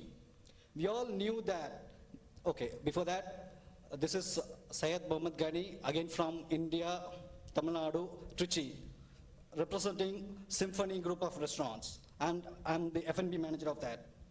We all knew that most of the Muslim countries in the world right now are not sticking to its fundamental accreditation. Just for the name's sake, they are Muslim countries. But unfortunately or embarrassingly, these countries are not genuine in their approach towards Islamic principles. Rather, supporting the Western countries who are non-believer of Islam and its principles. Moreover, makes the Western countries derision, mockery, and tantalizing the fundamentals of Islam.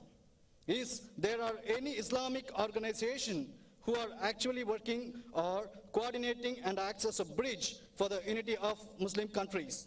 If the answer is no, and there is no such organization, why not the eminent apostle or leaders of our religion, like example, Dr. Zakir Naik, work it out for the cause of our religion, because united we stand and see where we fall. Thank you for giving me this opportunity to speak in front of this umpteen of en masse number of people. I pray to Almighty Allah to give you enormous strength and stamina and a long life for this kind of speeches and debates. Thank you. The brother asked a very important question. He says that there are many countries which are so-called Islamic countries. They have Muslims, but they don't follow the rules of Islam. They only say theoretically. Is there any organization that is getting people together so that, all the Muslims can follow Islam? And if no one is doing so, why don't the leaders do? Why doesn't Dr. Zakir Naik do? Point number one, brother, I don't consider myself to be a leader. I consider myself to be a da'i. As far as I do agree with you that there are many Muslim countries, Muslim inverted commas, but most of them don't follow the Islamic principle. And as I said yesterday, there is not a single country in the world which I know which is following Islam 100%. I don't know. I have traveled the length and breadth of the world. Some follow 10%, some 20%, some 30%, some more than 50%, but 100% I don't know any country. And yesterday when I gave the example yesterday that the previous government, if Maldives, more than 4 to 6 years back, hijab was prohibited. Now, mashallah, hijab is allowed, so it's good. And this good thing should be supportive. Some people yesterday told me that, Brother Zakir, this government is not there since 6 years, it's there for 1.5 years, 2 years. What they misunderstood. When I say previous, doesn't mean immediate previous. Previous can be 10 years back, 100 years back, 200 years back. What I meant to say, now at least in Maldives, hijab is not prohibited. Many ladies came to my wife and told, 4 years back, 6 years back, hijab, and now, mashallah, I can see, yesterday also thousands, and even today thousands of women, mashallah, wearing hijab. So I said that is support. So you should support. You can't expect everyone to become 100% Islamic. By no way was I trying to praise or malign any government. Some people phoned me, some of the MPs phoned and told me, no, Brother Zakir, we have a misunderstanding of this government. It's not that Islamic, previous was more Islamic. I'm not here, I'm not a politician, point number one. I'm not come here to praise any government or defame any government. I'm here to spread the message of Allah subhanahu wa ta'ala. What I know, as compared to before, the present government has got a Ministry of Islamic Affairs. I don't know the politicians of this country, as a brother was saying yesterday, that in Surah Hujurat, chapter 49, verse number 6, whenever you get information, you check it up before you pass it on to the third person. So I'm not here to propagate or do campaigning for any political party here. I'm a da'i. Any party which is with Islam, with Quran and Sunnah, they're on the straight path.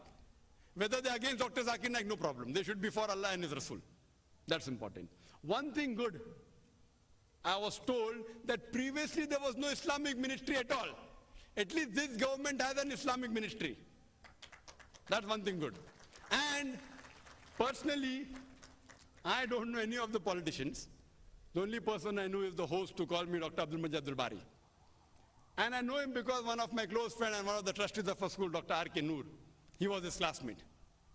And he was in Medina, he was doing PhD with Dr. Abdul Majid Abdul Bari. What I can vouch for you, anyway, I'm not doing campaigning for him. Huh? I know him personally as a practicing Muslim, mashallah, he is a practicing Muslim. But I know it is a coalition government.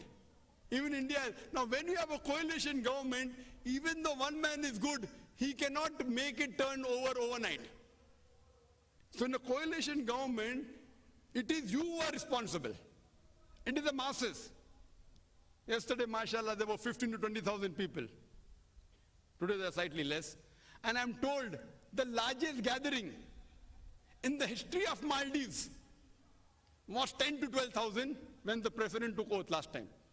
10 to 12,000. Yesterday was 18 to 20,000. 1.5 times more. This means the people of Maldives, they love Islam. They love Allah and His Rasul.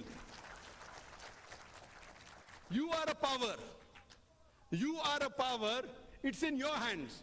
One individual cannot do anything, and this is a democratic country, as people ask me. So it's a democracy for the people, of the people, by the people. So you are the people who are collectively there, and you are the people who will be responsible. Dr. Zakir Naik cannot come here. The brother is asking me, what are people doing to get everyone together? Leave aside the full world. First to talk about Maldives. Fine? Full world is too big. First talk about Maldives. 100% Muslim country. It is your duty, people living here, to see to it that people follow Quran and Sunnah. Now since 100% are Muslims, whichever party belongs to, you'll benefit him at least. Whichever party belongs to, since all are 100% Muslims, he believes in Quran and Sunnah. So it's your duty to do Islah and see to it that people come closer to Quran and Sunnah. If all the people come closer to Quran and Sunnah, the government has to come. So it's in your hand. And yesterday's gathering, and even today's gathering, it's evidence that in the history of Maldives, which has about 350,000 citizens, Malé has about 120,000, and since people below the age of 8 aren't allowed here, so maybe 80,000 people are there who can attend, out of which if 20,000 come, 25% attending, it's a historical gathering. Historical. That means the people of Maldives want a change. So it is in your hands. It is in your hands that what you should do is we should try and get the Quran and Sunnah. As you rightly said, and I agree with you, that there's no country which is 100% following Islam. Now you are small. In a small country to get the change is easier. So I'm requesting the people of Maldives and Malé that what you should do, you should read the Quran and follow the guidance of Allah subhanahu wa ta'ala. Read the hadith, the Sahih hadith of Muhammad sallallahu alaihi wasallam. Implement it, inshallah, you will get results. Regarding, is there any organization uniting? I don't know of any organization. What I'm doing, you ask me what is Dr. Zakir Naik doing? It is my dream.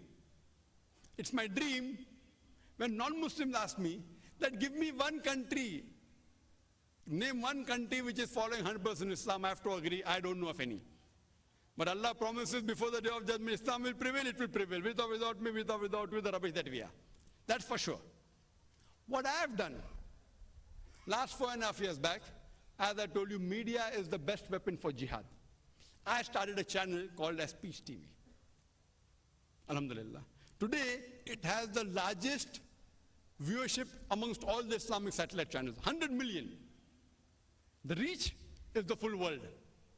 Potential viewers are more than 1 billion. Actual viewers, 100 million. We launched a second channel last year, 1 year back, Peace TV Urdu. Inshallah, in the next few months, we'll launch Peace TV Bangla. What I'm doing, I'm not interested in being a leader, because Hadith of Prophet ﷺ says, anyone who wants to be the leader, he should not become a leader. Anyone who craves for the seat. My job is only as a da'i, to spread the message of Allah subhanahu wa ta'ala. And with this, mashallah, only with the channel, I personally know, unknown I don't know, thousands of ladies have started doing hijab.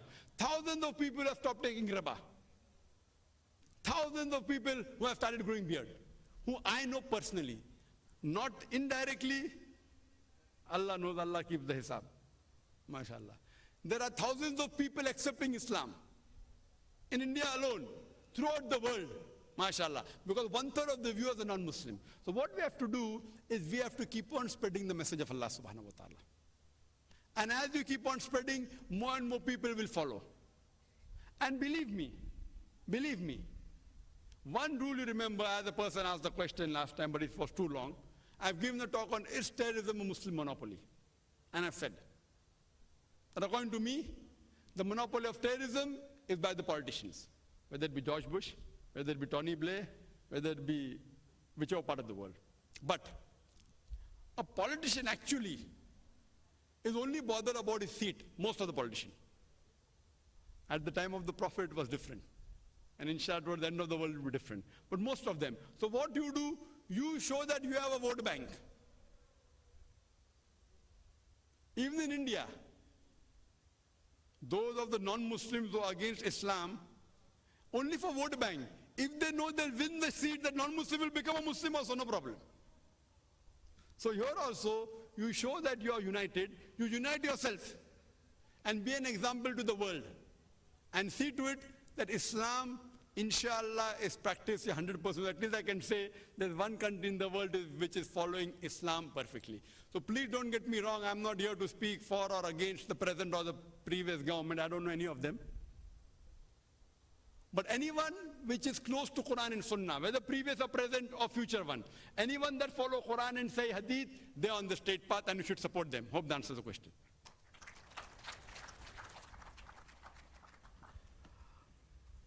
If I've just been informed that there is a non-Muslim who would like to pose a question at microphone number 1. Am I correct? If it is so, we'll go for microphone number 1, and then we'll go to the microphone number 3. I hope the ladies will understand. Yeah. Dr. Naik, my name is John. I've been employed here for quite some time now here. I have been very much looking at Peace TV, and I have seen your talks with Dr. Ravi Shankar and all those dialogues for a long, long time. Now, I have one question and one request. My question is this. Now, if you look at today's news, you should have seen what happened in Lahore today. A Muslim trying to take care of another Muslim, taking the blood of another Muslim. Now, how do you justify that? That is something that is very, very hurting. How can a Muslim do that to another person? The brother asked a question that I've seen Peace TV and he's seen many of my tape, many of my lectures, many of my debates. Asking a question, today's news, he saw in Lahore one Muslim taking the life of another Muslim. How can you justify that? Yeah. Whether you can't justify that, that person is a namesake Muslim. He cannot be a Muslim. One Muslim cannot take the life of any other Muslim. It's not allowed in Islam. Leave aside Muslim, he cannot take the life of any innocent non-Muslim also. Quran says in Surah Ma'idah, chapter number 5, verse number 32, if anyone kills any other human being, unless it be for murder or for spreading mischief in the land, it is as though he has killed the whole of humanity. And if anyone saves any human life, it is as though he has saved the whole of human nation. So in Lahore, if one Muslim is taking the life of other Muslim, it may be for some reason other than the true reason. He is not a Muslim. A Muslim cannot take the life of any innocent human being. So that person may be a namesake Muslim. Now what happens in all these cases, we find that people are killing in Afghanistan, thousands of people have been killed in Afghanistan, in Palestine, in Iraq. That's called as white-collar terrorism. You know white-collar terrorism. White-collar means the government sending cluster bombs. The most powerful country in the world, America, bombarding a country which is one of the most weakest, Afghanistan. And they say that they're heroes. It's called white-collar terrorism. Now, all these are for some or the other gain. Whether it be for power, whether it be for money, whether it be for fame. Now in Lahore, I have not done a research why they did it, I don't know. But if anyone kills any other innocent human being, he cannot be a Muslim. A Muslim means a person who submits his will to Almighty God. So that person's name may be a Muslim name. Zakir, Abdullah, Sultan, Muhammad, maybe. But he's not a practicing Muslim. A practicing Muslim will never kill any other innocent human being, whether he be a Muslim or non-Muslim. So it cannot be justified at all. It is as though he has killed the whole of humankind. Hope that answers the question. Now we go for the third microphone. Assalamu alaikum. My name is Mariam Rifan and I'm a student. My question is about conveying the message to my friends by clarifying their misconceptions about Islam. I just wanted to know whether coloring of hair, cutting the hair and removing the hair on the limbs and apply makeup is allowed in Islam or not.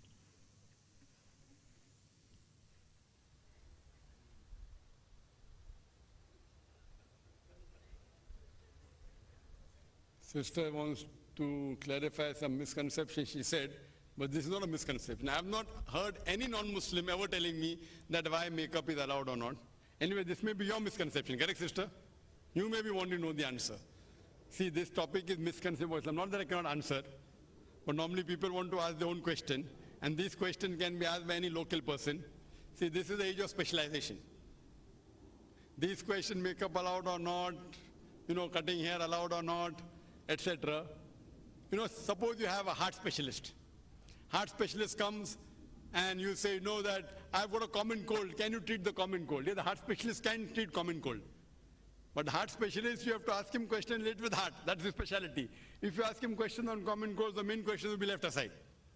Anyway, sisters ask the question that can she do makeup, can she cut her hair, etc. There's no hadith which I know which says that women cannot cut her hair. But naturally, there's a hadith which says that women should not wear clothes that which resemble that of the male. So if you do a bob cut and want to look like a male, then it's haram. Fine. Otherwise, cutting hair, trimming hair, no problem.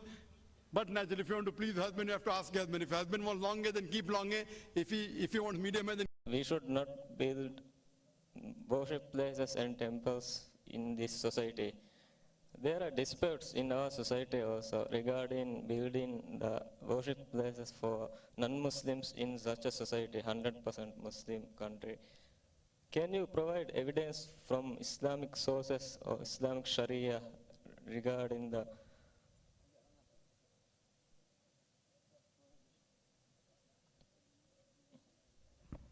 I don't think that goes with the topic for the night. So we move on to the third microphone. I'm a student from grade 7 and my question is, since in our class even there are a lot of girlfriends and boyfriends, I wanted to ask if it's allowed in Islam.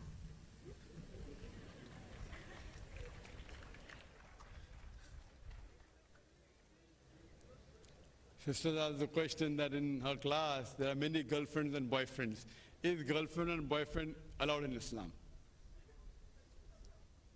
See, normally in the Western culture you have this very common girlfriend and boyfriend. Therefore I tell people, mera bachcha sirf cartoon dikhta hai. They only see cartoon. You learn from the age of 2 and 3, Tom and Jerry, all these girlfriend, boyfriend start from the age of 2, 3. So they think that the cartoon channels are very safe. it infiltrates your child's mind for violence, for girlfriend, boyfriend, right from there. As far as girlfriend, boyfriend, Islam believes in segregation of the sexes. You can have a friend of the same sex.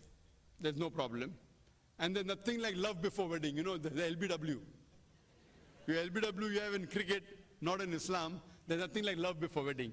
But if you want, you know, in the Western culture you have, that if you want to choose a life partner, so you spend time with her for a few days, for a few weeks, enjoy, then say yes, then say no, then go for a movie, sit in the last bench alone. You know, in Islam, unnecessary, you should not talk with the opposite sex. If there's a requirement, there is no problem. You can have acquaintances. You can have girlfriend, girl and boy acquaintances, no problem. Unnecessary interaction between a namera male and female should not be done. If there's a requirement, no problem. If there's a requirement, there's no problem. But unnecessary, okay, did you see that movie, the latest movie of Amitabh Bachchan? How is it? Very good. And then, you know, the more you talk, there's a saying in Urdu, dil lagaya ghadi se to pari kya cheez hai? If you start loving a donkey, then why will you care for a angel? In psychology, when you talk to an opposite sex, irrespective whether she's beautiful or not, whether he's handsome or not, there are vibes going on between. And the more you talk, infatuation comes. And then you say, oh, we love each other.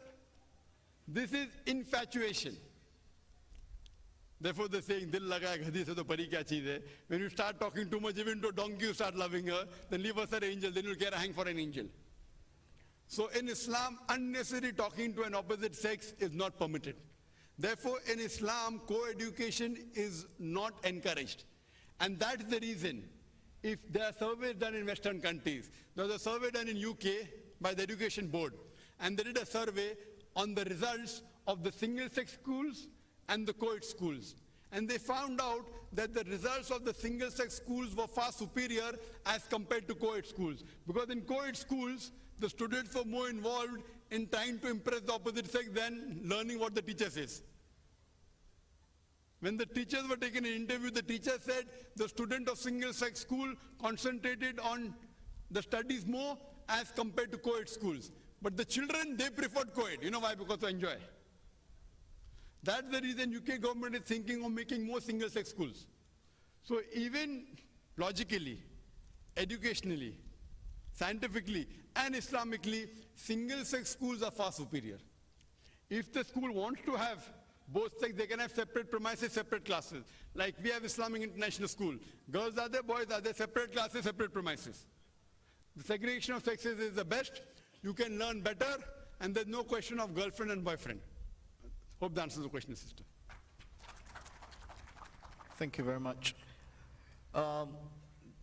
Just for your information, although the topic is very wide, and Dr. Zakir is accommodating a lot of questions, we'd appreciate if you actually kept the questions within the confines of the topic and nothing beyond that. I will not allow any questions that do not go with the topic, bearing in mind that we do not have a lot of time as well. So we go to microphone number 1. Please keep the question concise. Assalamu alaikum, brother. My name is Hassan and I'm a student. My question is, some people say that politics is haram, others say it's shirk, that shirk involves in it. A lot of Muslims have this thinking. So what's the correct Islamic approach to politics? Once again, the question doesn't go with the topic for the night. My question is, does Islam has anything to do with politics? No, we are not talking about Islam and politics tonight. We're talking about misconceptions about Islam. There were 10 that were very, very comprehensively outlined by Dr. Zakir, and we're talking about those. We go to microphone number 2. Assalamu alaikum. My name is Mohammed Khalib. I'm a student.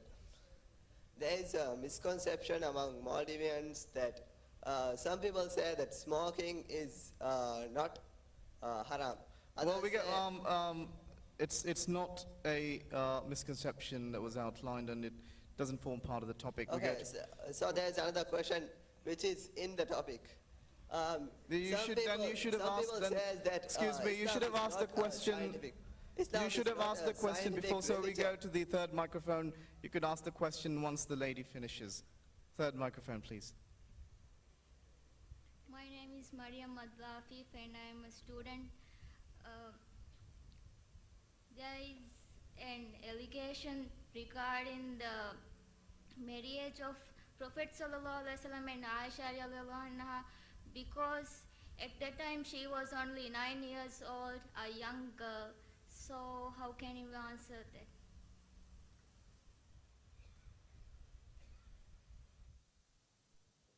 So suppose the question is the allegation against Muhammad Sallallahu Alaihi Wasallam that he married Hazrat Aisha at the age of 9. There's a hadith of Sahih Bukhari which says Muhammad Sallallahu Alaihi Wasallam married Hazrat Aisha, may Allah be pleased with her, at the age of 6 and consummated the marriage at the age of 9. So many people lay an allegation, Nauz Billah, that he married a child and it's totally wrong, etc. In Islam, the requirement for marriage is when the girl and the boy reach maturity, when they reach puberty, they can marry. Every country has a different rule and regulation. In India, a girl should be 18 years before she can get married. In USA, a girl should be 16 years before she can get married. So if a girl in USA marries at the age of 16, but if a girl in India marries at the age of 16, it is illegal. But in America, it is legal. In certain states of USA, Texas, because of the culture, they allow even girls of the age of 14 to get married. So every country, the rule keeps on changing. Some countries say she can get married at the age of 19. Everyone has its own requirement. In Islam, the rule is when a girl and the boy reach puberty, when they reach adulthood, when they reach maturity, they can marry. Today science tells us that closer to the puberty and the maturity of the human beings, depending upon the diets, depends upon the climate, depends upon the surrounding.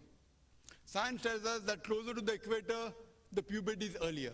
Previously, when I was in the medical college, I had learned that in India, the puberty age for the girls is about 13 to 14.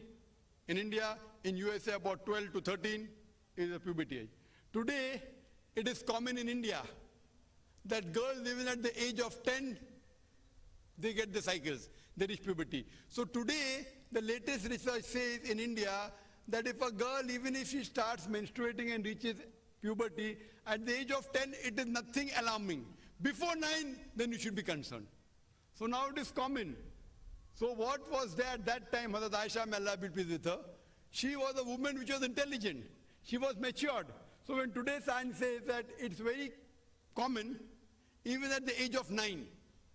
So according to the Islamic rules and regulation, when a girl or a boy reach puberty, they can marry. And Hazrat Aisha, at the age of 9, she did reach puberty.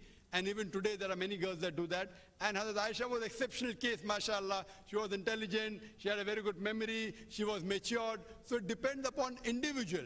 It is not like the country, 13 years you can marry, not marry, 18 years you can marry, not marry. In Islam, it is based on puberty and maturity, in which Hazrat Aisha was matured. Therefore, what Muhammad Sallallahu Alaihi Wasallam did was scientific and logical. It was not based on just hypothetical things. Mention you can, you cannot marry. It's based on puberty and maturity, which she was. Hope that answers the question. Now go to microphone number 1. Assalamu alaikum wa rahmatullahi wa barakatuh. My name is Ahmad Azhan and I am a student. My question is, where should we face if we are on the exact opposite spot of the Kaaba?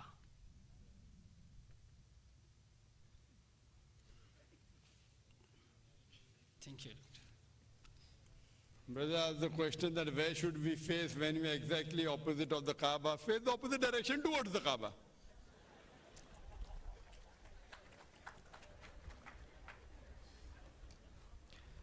Just a quick reminder that the questions are meant to be serious and questions that you actually want to find the answers to. As I told you, Dr. Zakir Naik has been very accommodating with the questions. It doesn't mean you have to take advantage of that and ask any type of questions. Go to microphone number 2. Bismillahir Rahmanir Rahim. Assalamu alaikum. My name is Muhammad Hussain. I am a school teacher. In my educational field, there are some misconceptions about music, teaching music in the school. One of my educators were telling me very recently, a research has been done according to the music in the human brain. The most inner faculty. I don't think, once again, that goes and with the topic for tonight, and we are running short of time, so the questions that we could accommodate will have to be directly related to the topic. Go to the third microphone. Assalamu alaikum. I'm a law student. My question, some Muslims believe that evolution theory and others not. And in biology syllabus, they teach evolution theory. My question is, what's your opinion in teaching biology Can you repeat the question slowly and ask the question slowly, please? Some Muslims believe evolution theory and others not. And in GCE O-level biology syllabus, they teach evolution theory. And my question is, what's your opinion in teaching evolution theory for Muslim students, and how do you practice it in your Islamic school? Once again, I'm sorry, but we go to microphone number 1. Assalamu alaikum. I am Hussein and I am a student. And my question is now that some Christian missionaries are claiming that the Quran that we have today is different from the Quran that was revealed to Prophet sallallahu alaihi wasallam. They say that the old copy of Quran discovered in Sana'a, Yemen in 1972 was different from the Quran that we have today. So kindly explain how we can disprove this claim. Thank you, sir.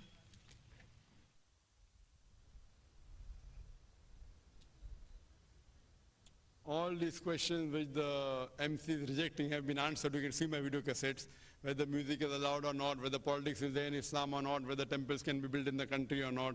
All these have been covered, so see my video cassettes. The MC, mashallah, the MC is very, very firm and is good, mashallah. But all these answers have been covered. These aren't questions which are asked to me the first time. Fine? So all these questions are covered. You can see Peace TV. These answers are there somewhere or the other in the question and answer session. So none of the questions that he asked me so far have not been answered. All which the MC said it's not allowed in this topic, he's right in a sense. But all these have been answered regarding politics in Islam, regarding temples can be built or not, whether music or not. The brother asked a question that there's someone who said that the Quran is not the same. In 1972, somewhere he said, brother, where is such Quran? I don't know. Who made this Quran? Somebody writes a Quran and said it's different. You have to tell Quran to bunanakum. Produce your proof in kuntum sadiqin, but if you're truthful. If you analyze all the Qurans in the world, alhamdulillah, whether printed in India, in Saudi Arabia, Maldives, they are the same. There's not even a difference of a letter. Somebody says Quran in 1979 or 72 is different. You ask him to get proof. Who told that's the Quran? If it's different, that's not a Quran at all. If it's different from this Quran, that is a wrong Quran. If somebody writes something and says this is different, the Quran, what was revealed to Muhammad sallallahu alaihi wasallam, the letter, everything verbatim, it is the same. There are many huffaz of the Quran. There are hundreds of thousands and millions of people who know the Quran by heart. Even if they burn all the copies, you can again rewrite it because there are millions of people who know the Quran by heart. Hope that answers the question. Now we go to microphone number 2. Dr. Zakir Naik. I'm a Maldivian. I'm still struggling to believe in religion. That's why I just came to the front of this row. I was born a Maldivian. My parents taught me the religion Islam. They are good practitioners, actually. I have read a lot of books. I have read the translation of Quran, yet I still don't believe in a religion. So what do you say as my verdict in Islam? Because Maldives is definitely a Muslim state. Can you ask the question again?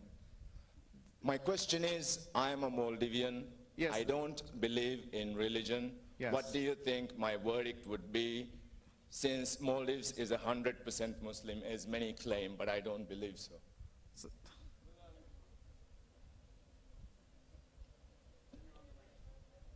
The microphone, please. I request the sound person not to switch off this microphone.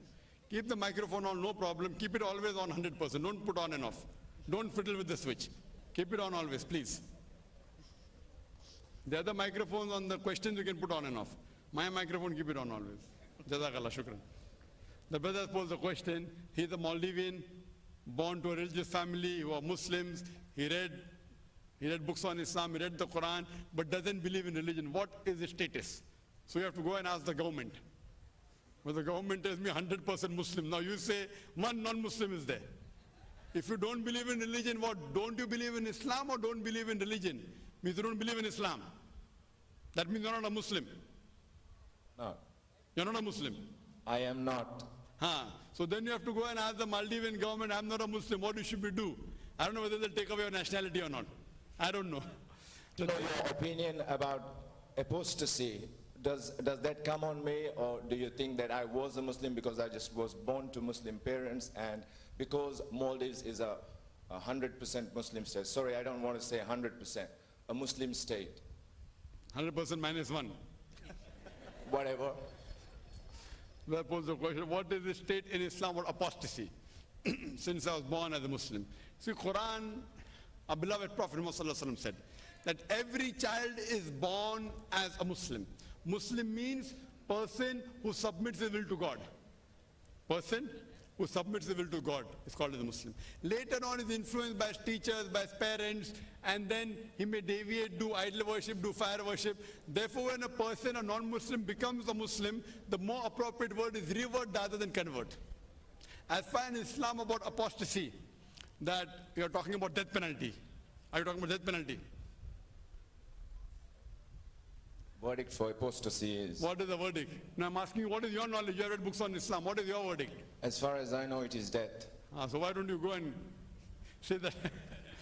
The problem is knowledge of Islam is weak. What you have done, brother, you have read wrong books on Islam. Now because you read wrong books on Islam, therefore we have deviated from Islam. So my request to you is, read correct books about Islam. Inshallah, you will come back to Islam. So my request for you is, you may be saying your parents are. So what you are doing is you are rejecting the wrong Islam. And even I reject wrong Islam. So you have read wrong books, maybe you read Western books, maybe you read books on Islam that are criticizing Islam, and you got so much influenced. You say your parents are religious, maybe they are, I don't know.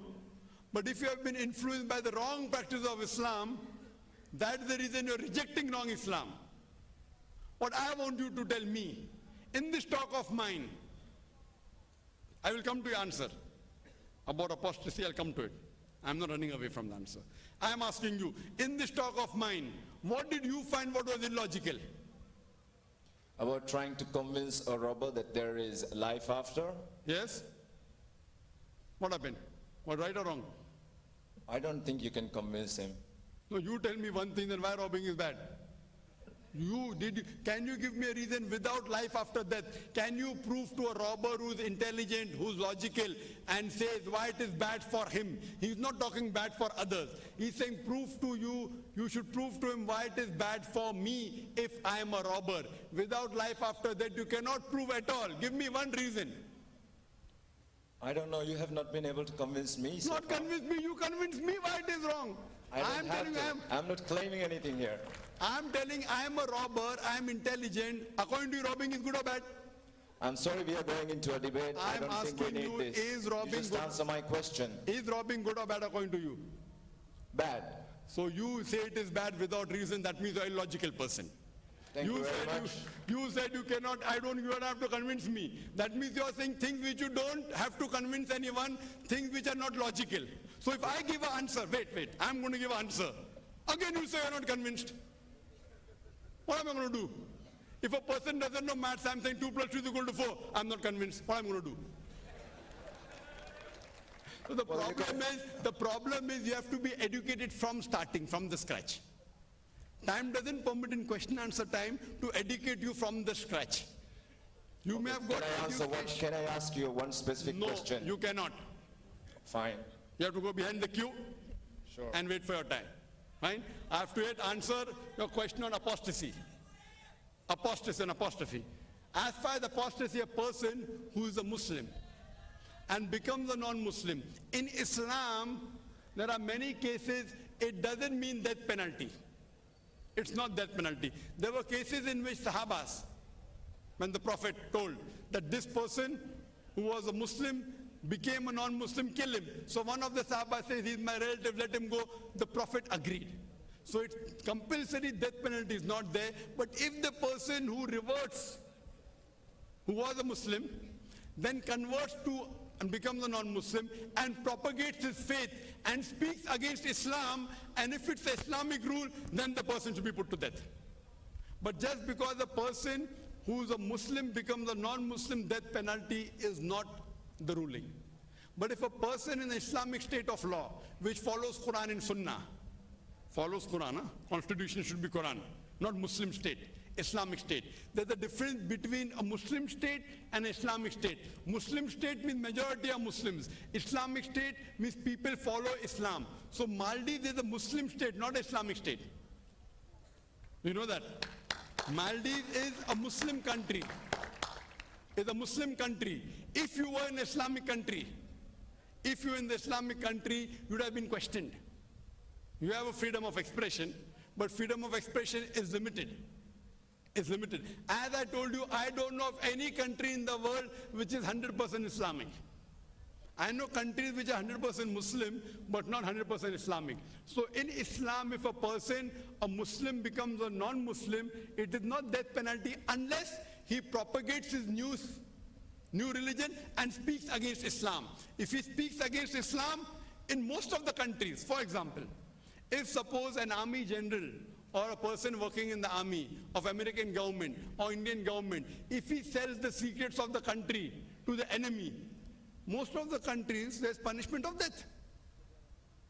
There's punishment for death because he's selling the secrets. So similarly in Islam, death penalty if you speak against the religion and propagate against the religion, and if you are living in an Islamic state, it will be death penalty. Just for conversion, it is not. But my advice to you, brother, is that you read it with reason and logic. If you are stubborn, 2 + 2 is equal to 4, I don't want to believe it. What can you do? You cannot do anything.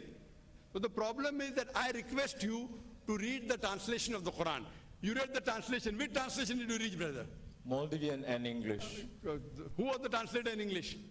Pickthall. Pickthall. I request you to read Abdullah Yusuf Ali. I read some of that as well. Have you read? No, read full translation along with commentary. And I want you to tell me what part of the Quran did you not agree with? First of all, I have to find reason to read the Quran, to believe in a religion first. First you have to find reason to believe, and then you will read. Then I have to study all the religions and find out which is best for me. That's right. But the thing is, that means if you want to eat food, you want to taste all the food, and then you will say which is the best food you'll have. Yeah, all your lifetime. Do you eat food daily? Do you eat food daily? More than once. Yes. Have you tasted all the food in the world? No. That means you're an illogical person. So what you're talking about logic, I want to read all the religions, and there's no problem in that. You are eating food. The problem with you, brother, is that you're extra smart. Being smart is good. Being extra smart is not good. So that means you are changing your logic. If you have a particular fixed principles, it should always be the same. Why do you change your principles? For food, you are changing your principle. For religion, why are you changing? So you say you should read, you require a reason to read. Did you go to school? Did you go to school? Do you need to ask? I'm asking you, I don't know you, I'm meeting you the first time. Well, you're not allowing me to ask questions. No, because you are allowed to ask one question. I'm giving the answer to your question. While giving the answer, I can ask a question. All right, yes, I did go to school. So did you have a reason to read all the books? So when you went to school, you ask your teacher, okay, I have a reason to read this book. Quran, when you go to a doctor, When he gives you medicine, do you ask all the details? What is this medicine? Why are you giving me terramycin? Why this? Doctor will say, get out from here. I am a doctor. If a patient asks me so many questions, little question is fine. He said, okay, you're extra smart. You think you're a doctor? You go and treat yourself. Quran says, Fas'alu ahli zikri